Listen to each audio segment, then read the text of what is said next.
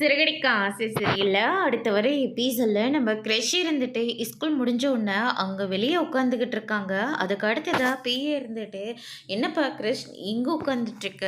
உங்க மம்மி எல்லாம் வரமாட்டாங்க?" அப்படின்ற மாரி சொல்றாங்க. "ஏன் எதுக்கு வரமாட்டாங்க?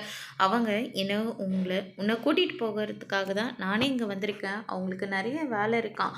அதனால உன்னை கூட்டிட்டு வர சொல்லி என்கிட்ட சொல்லியிருக்காரு. நானும் அதே ஆஃபீஸ்ல தான் வேலை பார்த்துட்டு இருக்கேன்." அப்படின்னு சொல்லிட்டு பிஏ வந்து கிரிஷ் கிட்ட சொல்லி அவரு பாட்டுக்கு கூட்டிட்டு போயிடுறாங்க. கிரிஷும் அவரு சொல்ற எல்லாத்தையும் நம்பிட்டு அவரு பின்னாடியே கிளம்பி போயிடுறாங்க. அதுக்கு அடுத்ததா வந்து பார்த்தீங்கன்னா, இந்த பக்கம் நம்ம ரோகிணியும் மனோஜும் இருந்துட்டு ஸ்கூலுக்கு வராங்க.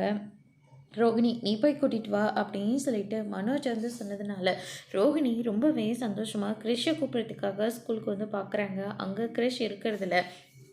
அதுக்கு அடுத்ததா சரி ஒரு வேளை மீனாவை முத்துவும் கூட்டிகிட்டு போயிருக்காங்களான்னு சொல்லிட்டு வீட்டில் போயிட்டு பார்க்குறாங்க. வீட்டில் கிரிஷ் வந்து இருக்கிறதில்ல. அதுக்கு அடுத்ததா ரோகிணி வந்து ரொம்பவே பதட்டமாகறாங்க. பிஏ ஃபோன் பண்ணி, "என்ன ரோகிணி உன் பையனை காணோன்னு சொல்லி தேடிக்கிட்டு இருக்கியா? அவன் என்கிட்ட பத்திரமா இருக்கான். 2,00,000 பணத்தை கொடுத்துட்டு உன் பையனை இங்கேருந்து கூட்டிகிட்டு போ" அப்படின்ற மாதிரியே சொல்லிடுறாங்க. ரோகிணி வீட்டில் ஒரு நம்பரை கொடுத்து பேச சொல்கிறாங்க.